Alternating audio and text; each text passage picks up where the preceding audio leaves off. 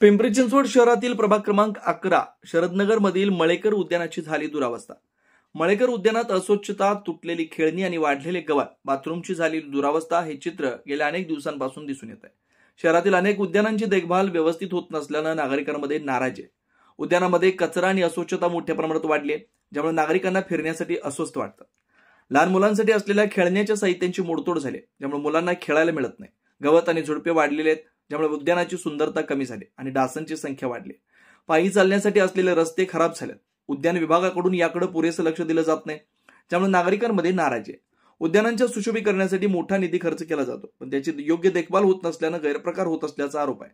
त्यामुळे संबंधित अधिकारी आणि उद्यानाची देखभाल करणाऱ्या ठेकेदारावर कारवाई करण्याची मागणी होती। सिटी प्लस मराठीसाठी गणेश मोरे, पिंपरी चिंचवड।